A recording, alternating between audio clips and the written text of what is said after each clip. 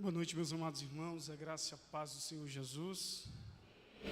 Quero agradecer pelo convite, pelo privilégio de mais uma vez poder estar aqui com os amados irmãos e pela oportunidade de poder compartilhar um pouco da palavra de Deus. E também, de antemão, quero parabenizar a Igreja Presbiteriana de Guarabira, IPG, por mais um ano de organização. Que Deus continue os abençoando, os fortalecendo, dando graça, sabedoria, desde a liderança, todo o conselho, até a todos os demais membros, até as crianças da igreja, os conduzindo para a glória do nosso Senhor e Salvador Jesus. Parabéns por mais um ano que Deus concede a vocês. Meus amados, eu fui desafiado a falar sobre uma igreja relevante. Quando se fala hoje em igreja relevante, muita gente pensa imediatamente em visibilidade, pensa-se de imediato em influência, em números, alcance. Esses são os primeiros pensamentos que surgem na mente das pessoas.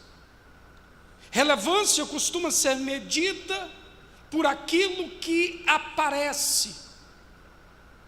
Relevância, muitas vezes, costuma ser medida por aquilo que cresce rápido, por aquilo que parece forte aos olhos de quem vê. Mas as Sagradas Escrituras, a palavra de Deus nos ensina algo muito diferente.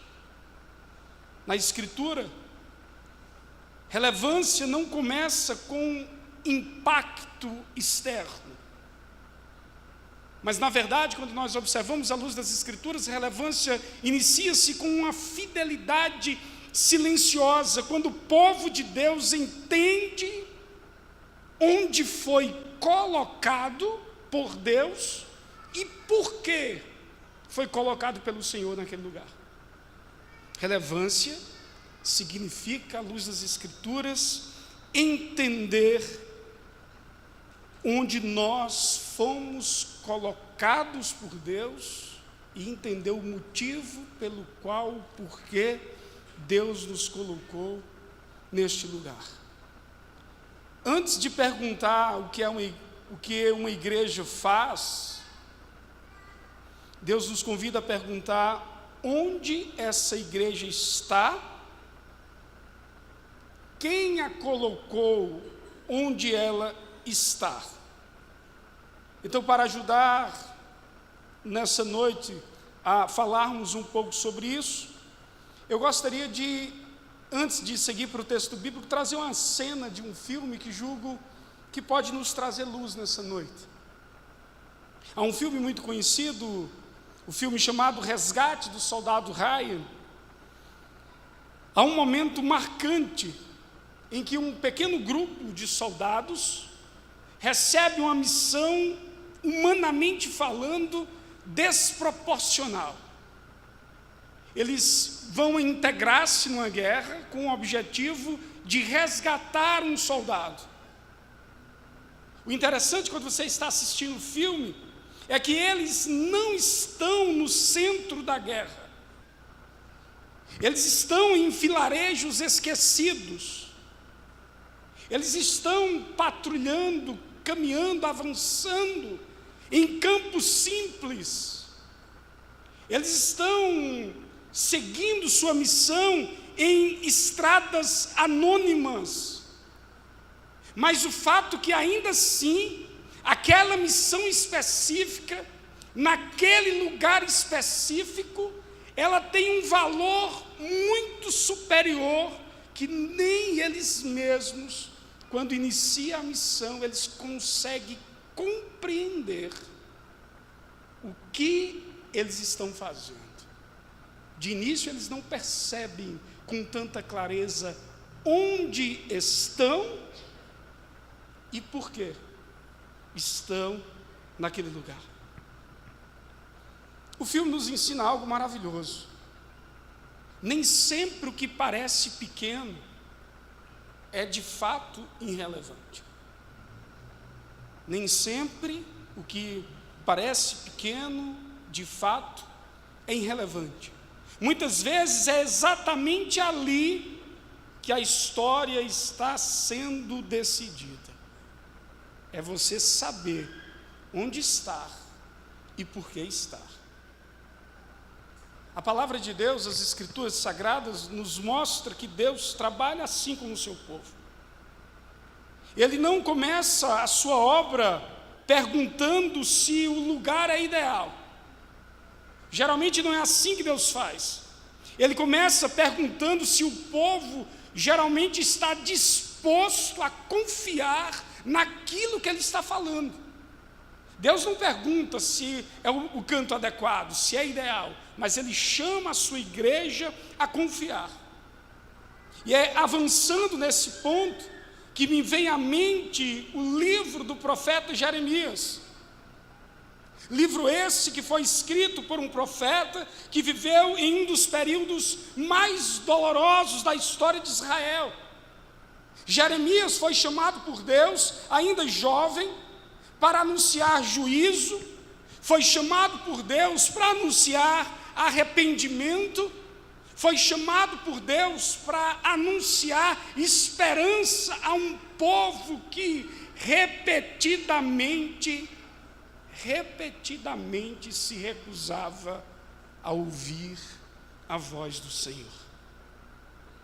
Quando nós olhamos o livro do profeta Jeremias, do capítulo 1 ao capítulo 28, o livro é marcado, os capítulos, aquelas páginas, são marcadas por advertências da parte de Deus, confronto com os reis, confronto com os sacerdotes, confronto com os falsos profetas. Jeremias chega a anunciar a queda de Jerusalém, ele chega a anunciar a disciplina que viria por meio da Babilônia.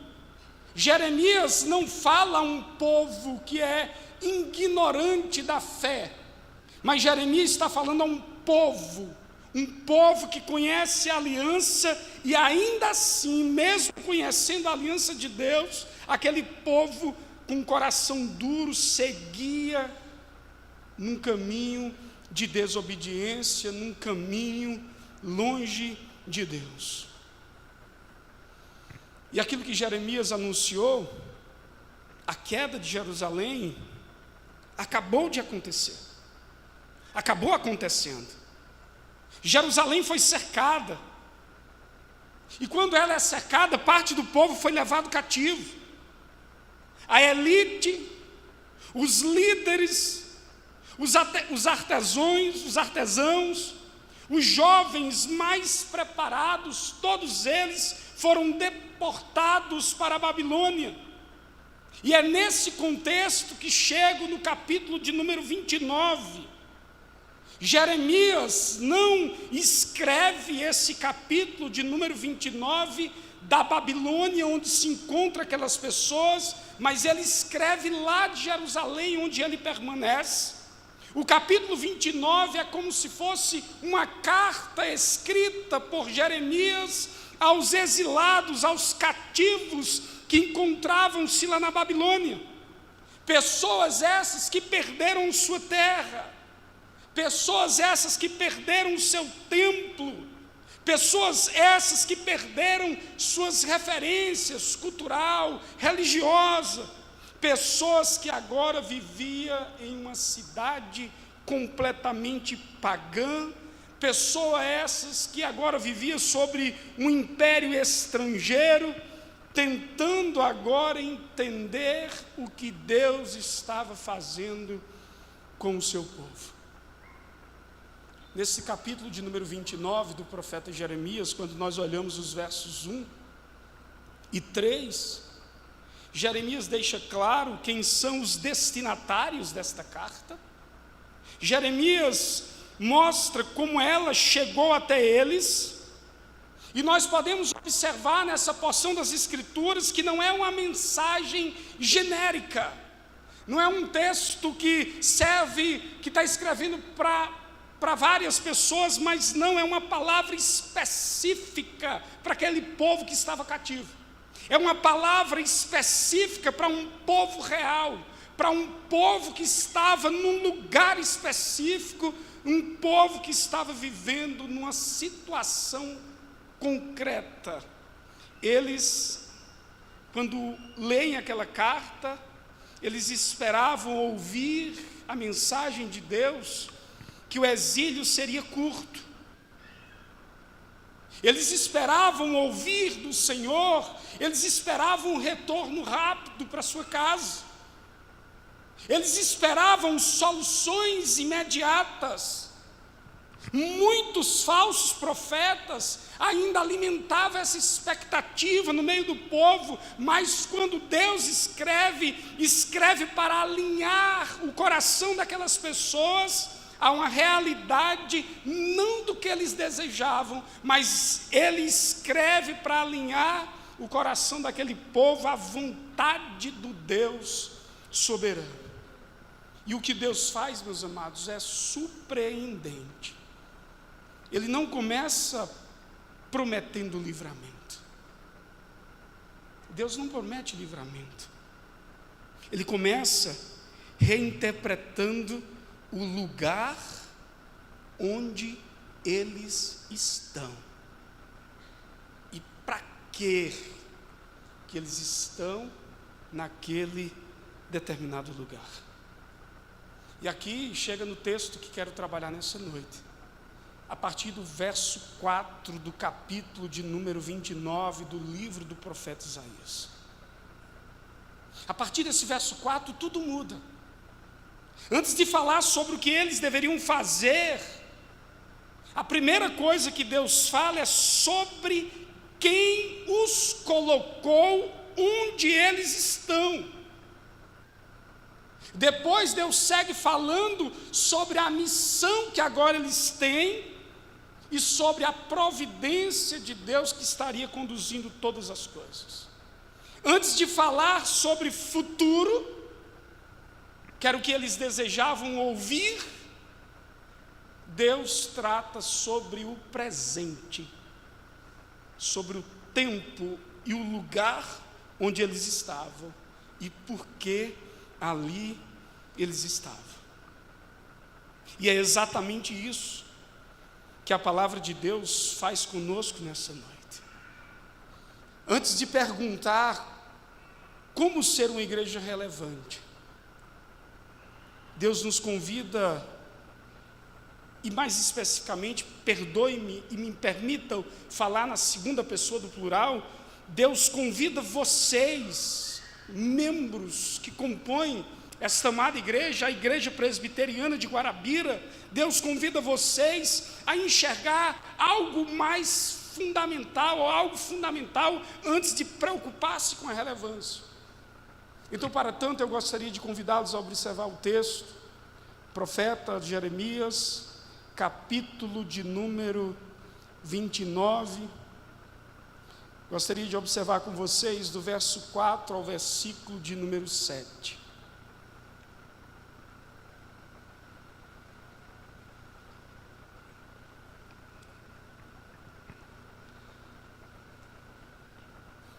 Assim diz o Senhor dos Exércitos,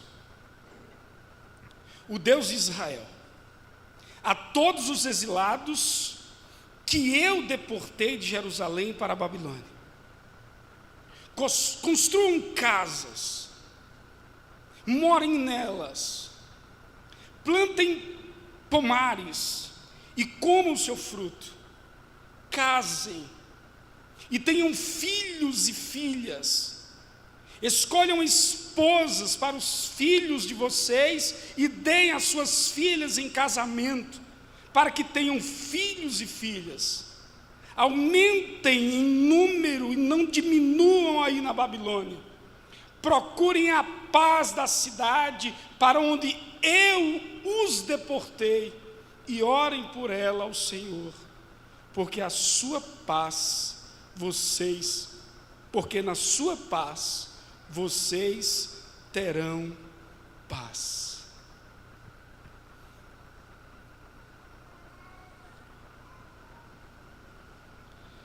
Senhor Deus, Pai de misericórdia, Deus Todo-Poderoso, muito obrigado, Deus, por esta noite, muito obrigado por esse momento de celebração, esse momento de adoração, esse momento onde nós podemos estar reunidos para Te louvar, Deus, por mais um ano que o Senhor concede a esta igreja, ao Teu povo aqui reunido. Que o Senhor, Deus, continue abençoando a Tua igreja, que o Senhor, Deus, nesta noite abra os nossos ouvidos, o nosso coração, que a Tua palavra, Deus, fale conosco nesta noite. É assim, Deus, que eu Te oro, juntamente com meus amados irmãos aqui presentes, em Cristo Jesus. Amém. Meus amados, eu gostaria de observar algumas coisas com vocês nesse texto. À luz do versículo de número 4, eu gostaria de observar com vocês que Deus é quem planta o povo dele aonde o povo dele encontra-se. É Deus quem coloca o seu povo onde eles estão. Então é Deus que plantou esta igreja nesta cidade. Observe o verso de número 4, assim diz o Senhor dos Exércitos, o Deus de Israel. Ele escreve a todos os exilados, os que ele mesmo deportou de Jerusalém para a Babilônia. O texto aí no versículo de número 4, ele começa com uma afirmação que governa todo o versículo. Observe que diz, assim diz o Senhor dos Exércitos. Isso aqui significa de maneira muito clara que o que está sendo dito aqui não é uma leitura humana, não é uma narrativa histórica, mas é a interpretação da realidade do que o próprio Deus fez. Deus não está descrevendo apenas o que aconteceu. Deus aqui está revelando o sentido do que aconteceu. E então vem a frase que muda completamente a maneira como o povo de Deus deveria enxergar a própria situação. O texto diz, a todos os exilados que eu deportei. O verbo hebraico aqui utilizado, meus amados, indica uma ação direta. O verbo aqui empregado por Jeremias indica uma ação intencional da parte de Deus. Foi Deus que fez, foi Deus que deportou aquelas pessoas, e Ele fez isso intencionalmente. O texto nos diz que não foi a Babilônia que levou o povo de Deus. O texto diz que Deus que enviou o seu povo cativo para a Babilônia. Eles estão fora de Jerusalém, mas eles não estão fora da vontade de Deus. Eles estão exatamente onde Deus queria que eles estivessem. Eles estão longe do templo, mas eles estão próximos do trono que governa todo o universo, porque eles estão exatamente onde o Deus soberano os colocou. Isso significa que o lugar onde o povo está, meus amados, não é fruto do acaso. O lugar onde aquele povo estava não foi simplesmente por decisões políticas de um império invadir uma outra nação. Não foi somente por erros humanos. É um lugar onde Deus os enviou. E Deus os enviou, e esse Deus que enviou continuou reinando, continuou sendo soberano, continuou falando, esse Deus soberano continuou agindo. Agora, meus amados, permitam-me falar diretamente a vocês nessa noite. Talvez muitos de vocês nunca tenham parado para pensar nisso com um pouco mais de profundidade. Eu queria te dizer nessa noite que você não está nesta igreja, você não está nessa comunidade, você não faz parte dessa comunidade simplesmente por um acaso. Não é algo que aconteceu do nada. E muitas vezes isso parece apenas para nós que é resultado somente de escolhas pessoais, que eu vim parar em tal lugar, circunstâncias familiares, foi mudanças de vida, ou talvez você pode pensar, até talvez inconveniência, mas o texto nos mostra, olhando mais a fundo, que Deus coloca o seu povo exatamente onde Ele quer colocar. E se não foi apenas você que veio para essa igreja, você já pensou sobre isso? E se foi Deus que o trouxe até aqui? E se essa comunidade, essa igreja não for apenas um lugar onde você frequenta cultos, mas se esta igreja for um lugar onde Deus decidiu plantar você pensando em algo muito mais do que você pensou. Deus não planta igrejas, meus amados, no vazio. Deus, Ele não ajunta o seu povo por acaso. Quando Deus planta uma igreja, Deus planta pessoas, e quando Deus planta pessoas, Ele faz isso exatamente com os propósitos adequados. Ele faz isso com todo cuidado, Ele faz isso com toda a intenção. Então talvez hoje Deus esteja buscando abrir os olhos de vocês, para que vocês percebam algo que talvez estava diante de você e você não atentou. Você está aqui pela graça. Você precisa pensar que você pertence a essa igreja, porque é um presente que Deus te deu, de você fazer parte dessa igreja. Você faz parte do corpo de Cristo, dessa comunidade. Então passe a olhar isso como foi Deus que te colocou intencionalmente. Então isso torna-se um privilégio. Essa verdade, meus amados, é confirmada diversas vezes nas Escrituras Sagradas. Quando nós lemos o texto de Atos, escrito por Lucas, lá no capítulo 17, no verso 26, nós somos lembrados lá naquele texto que Deus determinou os tempos, os lugares onde as pessoas habitariam. Isso inclui, meus amados, não apenas cidades, isso não inclui apenas nações, mas isso também inclui o canto, a comunidade onde Deus nos coloca. Quando o apóstolo Paulo escreve aos Coríntios, na primeira epístola, no capítulo de número 12, no verso 18, ele afirma que Deus dispôs os membros do corpo, cada um deles como Ele quis.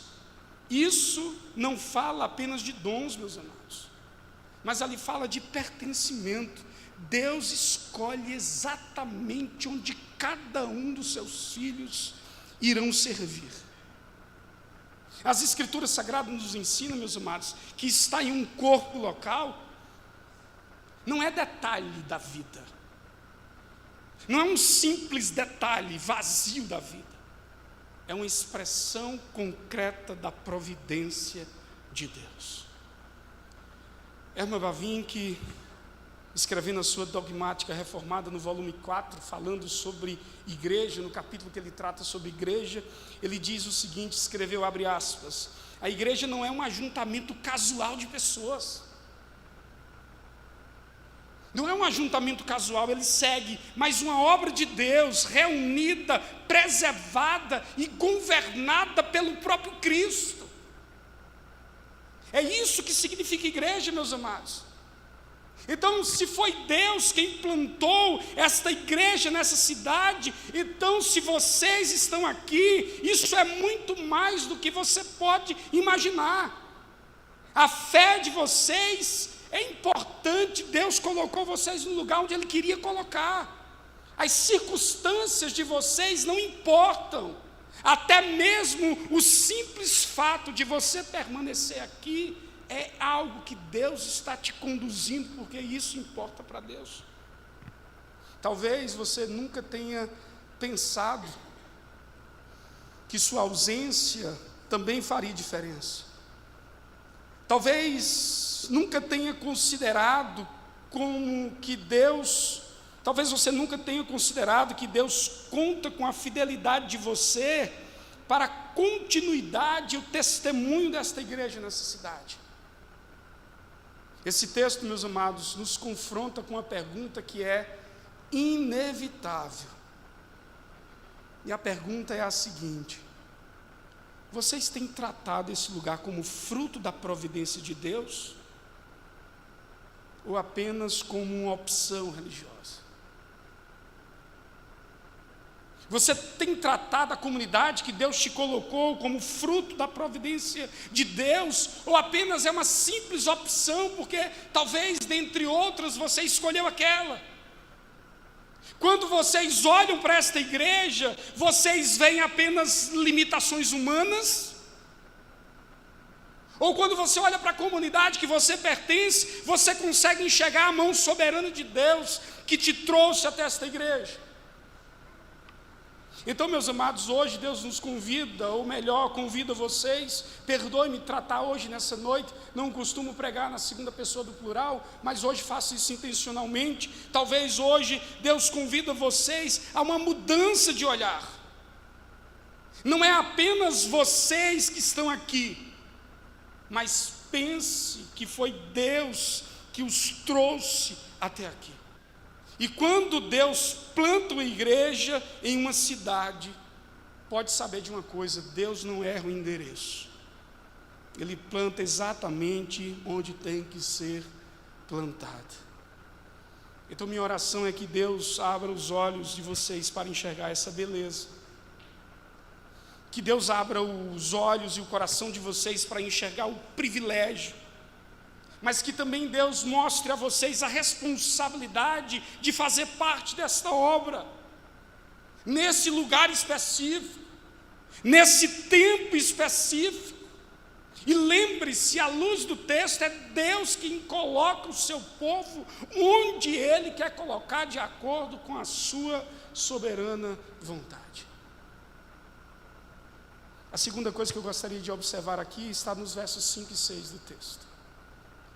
À luz dos versos 5 e 6, primeiro nós aprendemos que é Deus que nos coloca onde Ele quer que nós estejamos.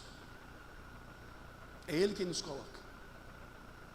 Segundo, nós aprendemos que permanecer onde Deus nos coloca é um ato de confiança. Necessita persistência. É um ato de fé. O texto diz assim: construam casas e morem nelas.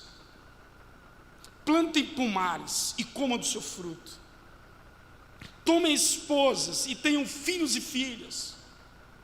No final aí do verso 6, o texto vai dizer o seguinte: multipliquem-se aí na Babilônia e não diminuam.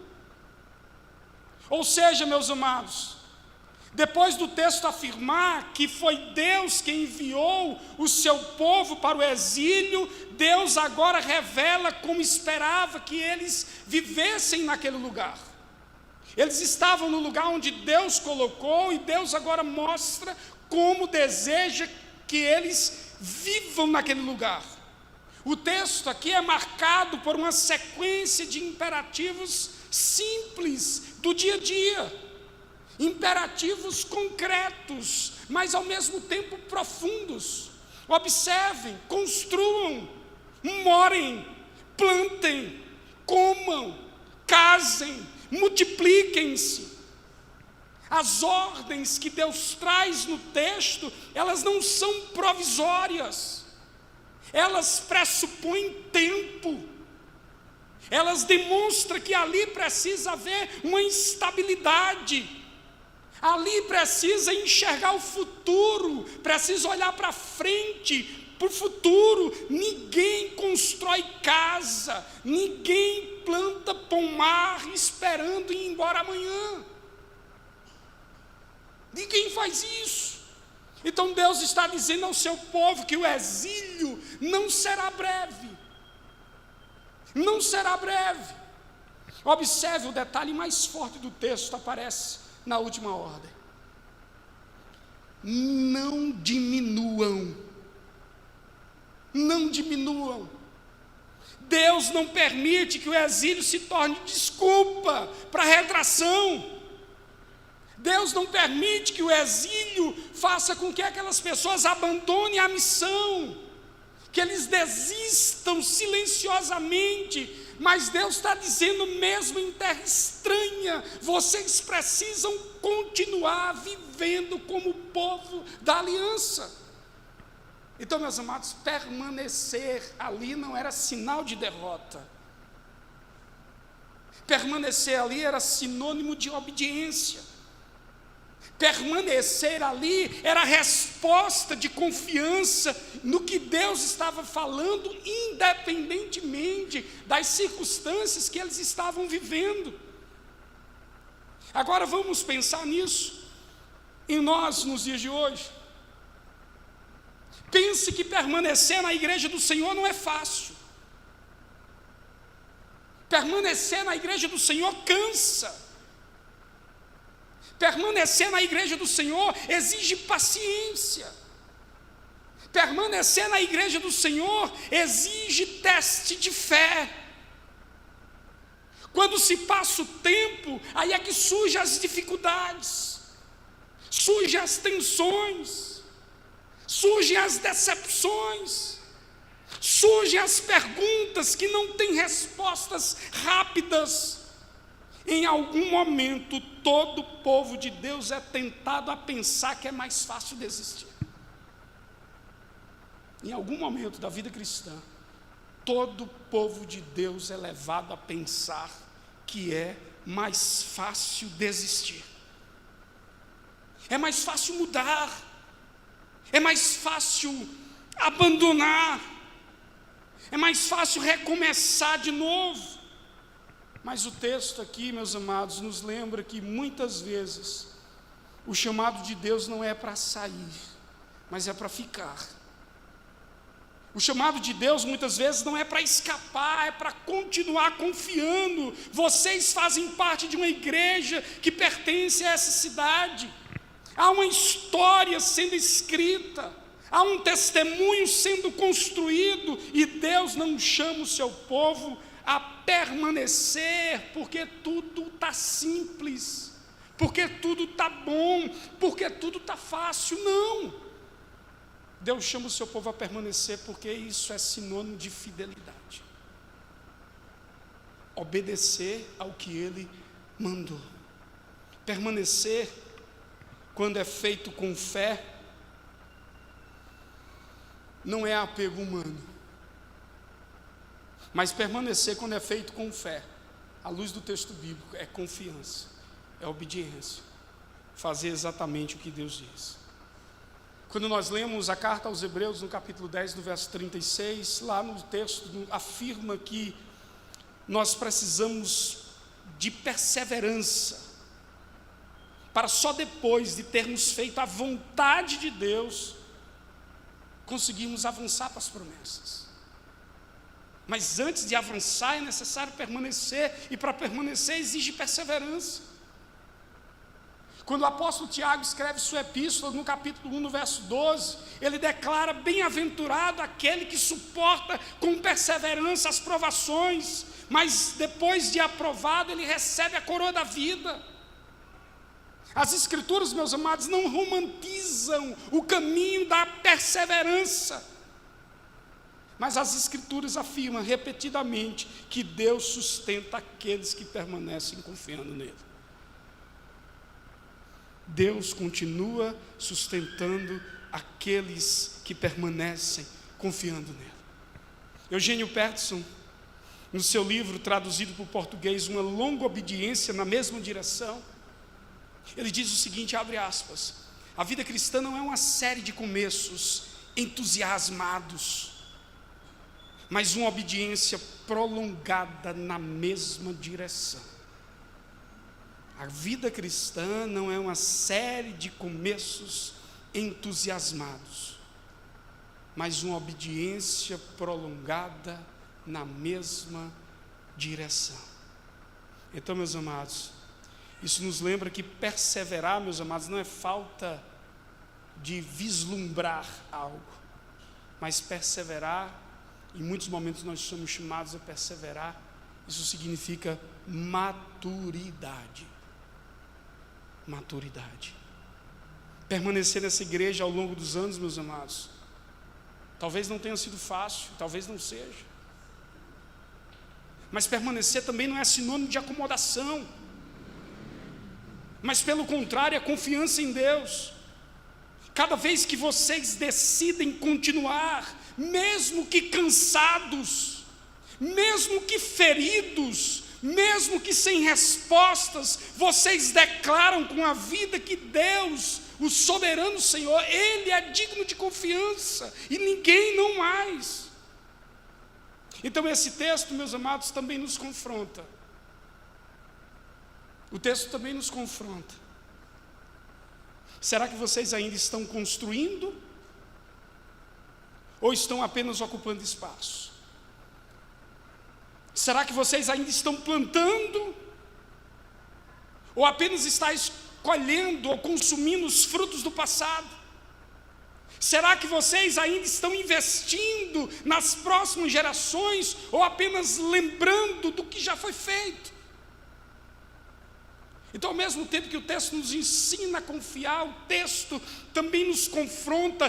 Deus diz claramente no verbo imperativo: não diminuam. Não diminuam. Não diminua na fé, não diminua na esperança, não diminua na confiança, não diminua no trabalho. Talvez hoje Deus esteja chamando vocês a renovar uma decisão de permanecer. Não por força humana, mas por confiança na fidelidade de que crer que foi Deus que plantou você aqui. Aquele que colocou você nesse lugar continua sendo o mesmo que o sustenta todo o tempo. Todo o tempo. E por fim, meus amados, em terceiro e último lugar,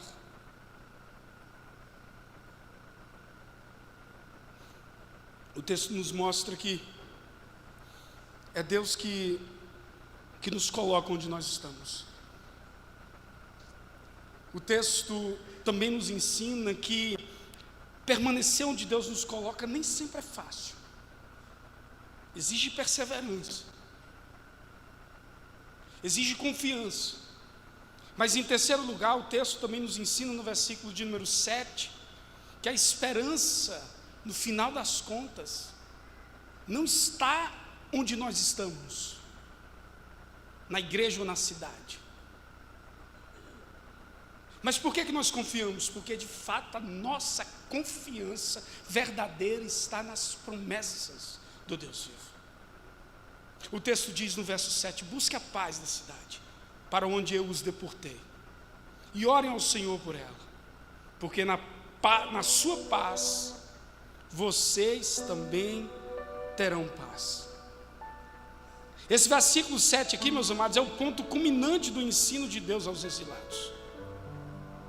Deus, depois de afirmar que foi Ele que os plantou naquele lugar, depois de Deus ordenar que eles permanecessem ali, vivendo com fidelidade, agora Deus faz o seguinte: Deus orienta eles a uma postura do coração do seu povo em relação àquela cidade. Observe que é empregado um verbo traduzido aí por busquem. Deus nos convida a uma ação intencional. Deus nos convida a uma ação contínua.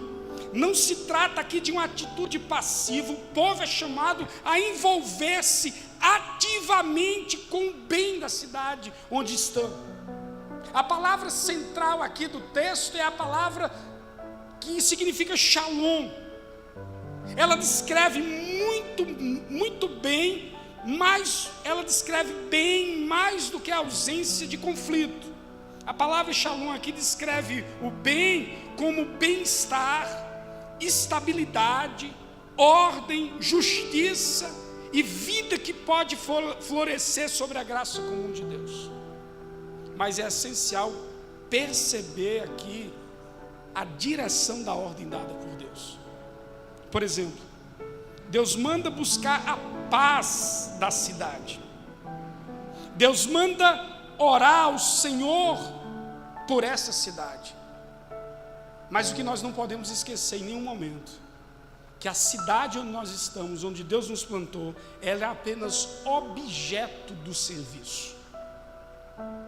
Deus, o nosso Deus que nos plantou, que nos sustenta, o Deus que nos ensina, nos chama a confiar nele, Ele que deve continuar sendo o centro da nossa confiança, não o lugar onde nós estamos, mas o próprio Deus.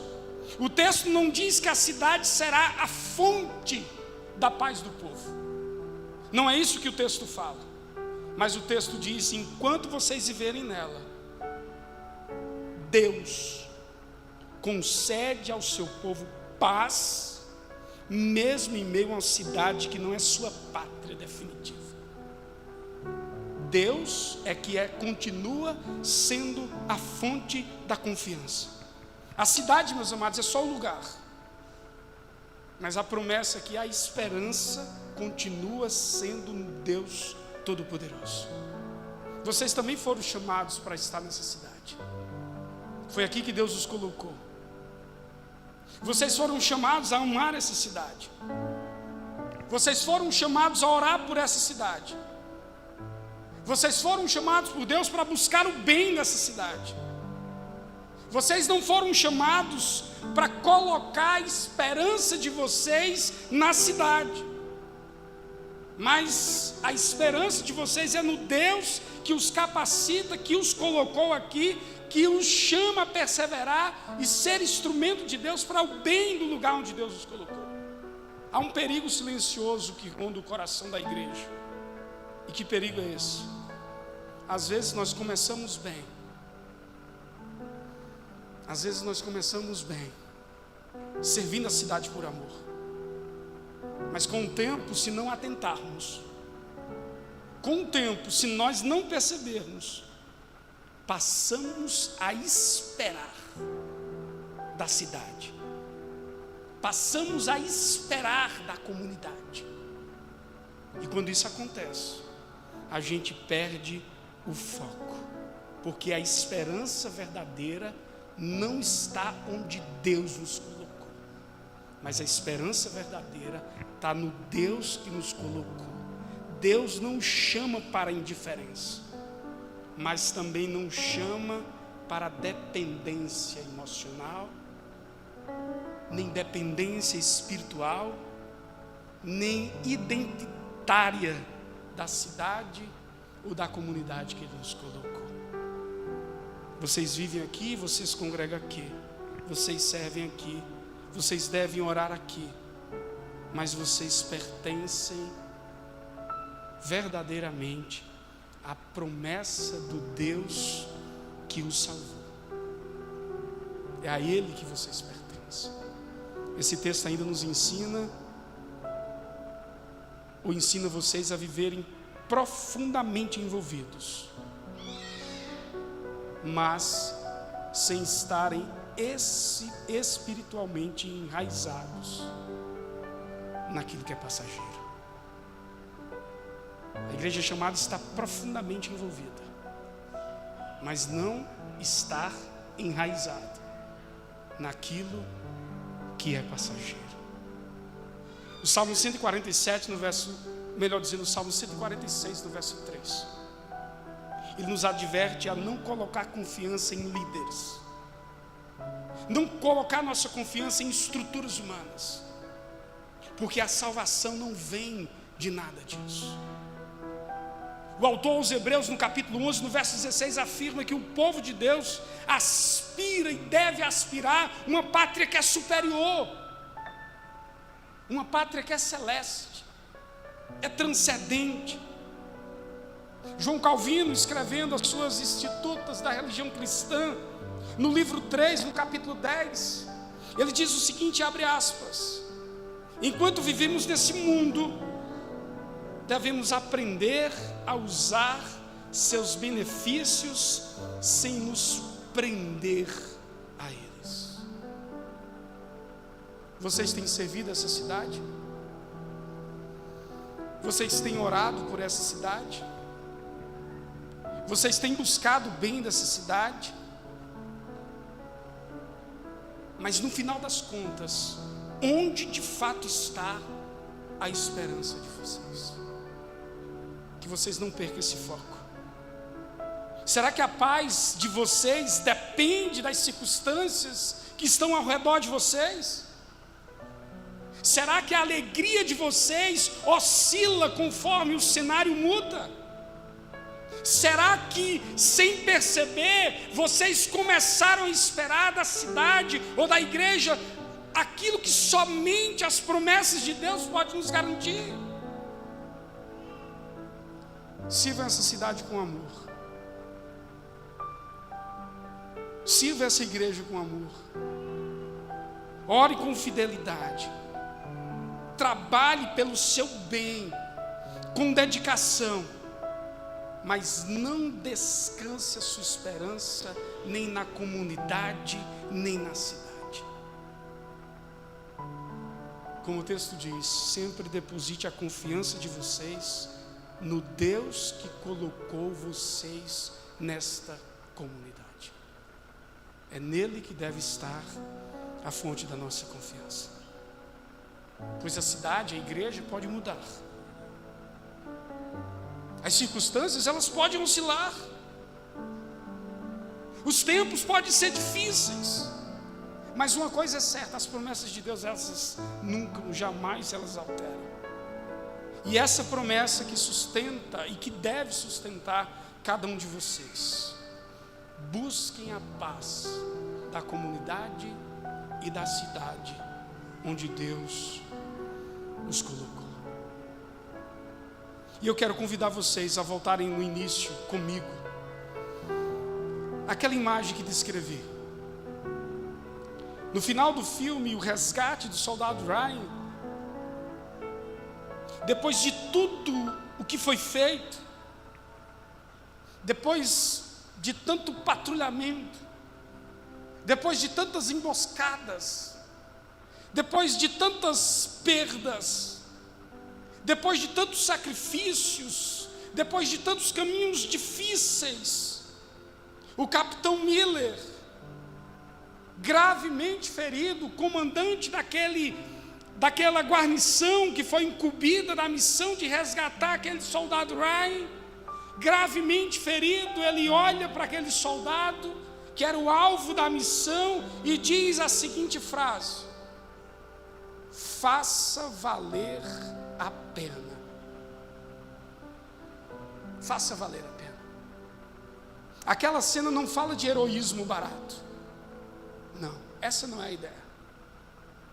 Mas ele está mostrando que aquilo custou. Aquilo está falando de alguém que entregou tudo para que o outro pudesse viver, mas que o outro pudesse viver com sentido.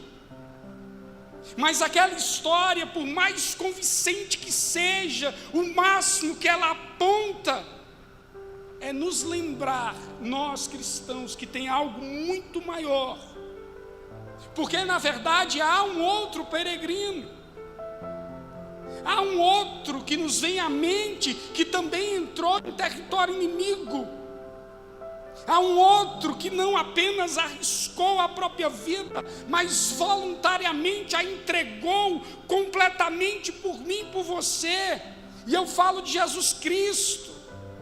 Jesus que não veio buscar relevância, mas ele veio cumprir a vontade do Pai. Ele veio e entrou na nossa cidade caída. Ele caminhou entre nós. Ele viveu perfeitamente onde nós falhamos. Ele permaneceu firme onde muitas vezes nós desistimos. Ele buscou o verdadeiro shalom, onde só havia ruínas. Ou seja, na cruz, Cristo não apenas salvou-nos do pecado, mas na cruz do Calvário, o nosso Senhor Jesus Cristo, Ele redefiniu o que seria relevância.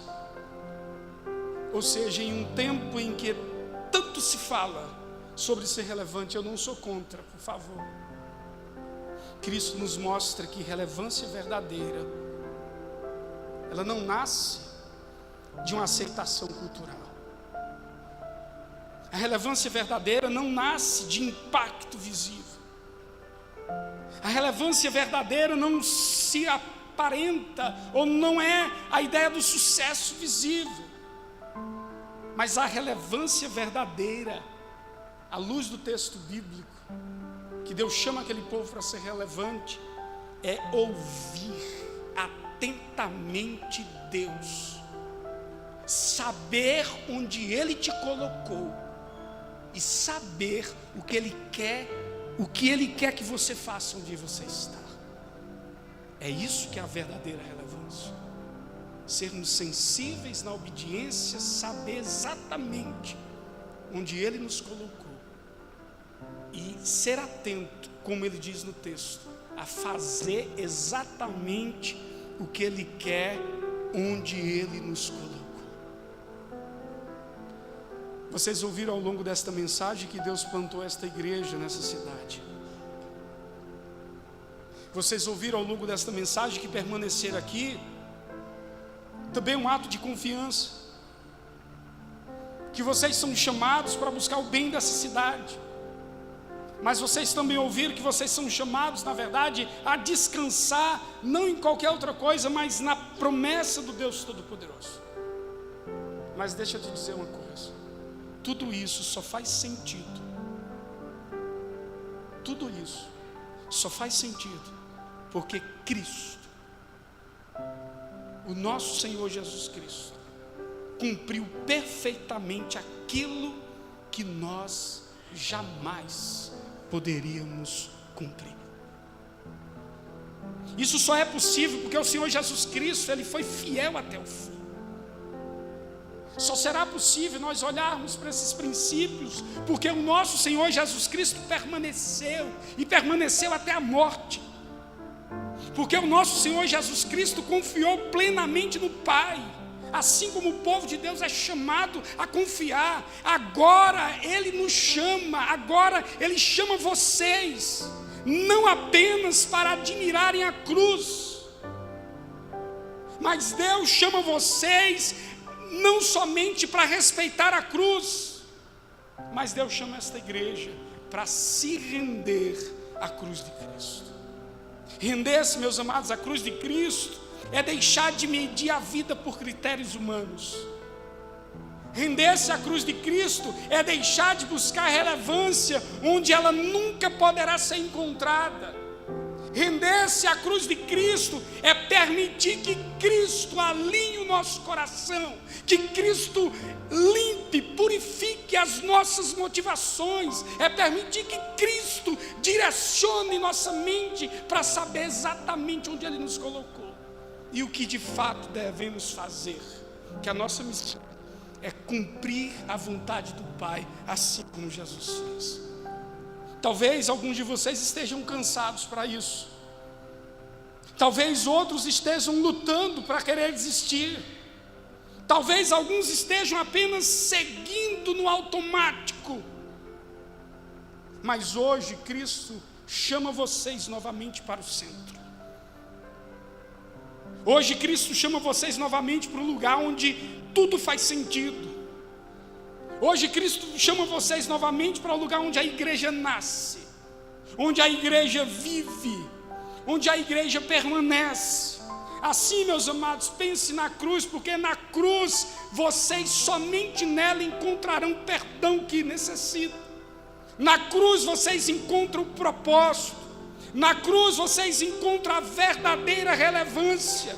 E quando tudo passar,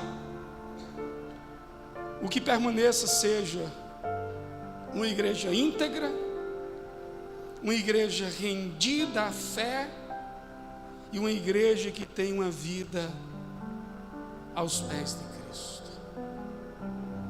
Que o Senhor Jesus conduza vocês pela palavra. Que o Senhor Jesus sustente vocês por intermédio de sua graça. Que o Senhor Jesus Cristo mantenha os olhos de vocês firmes na cruz do Calvário. Que lá foi onde se entregou o autor e consumador da nossa fé. Que Ele, de maneira soberana, conforme bem deseja, através do seu santo e poderoso Espírito, aplique esta porção das Escrituras no coração de cada um de nós.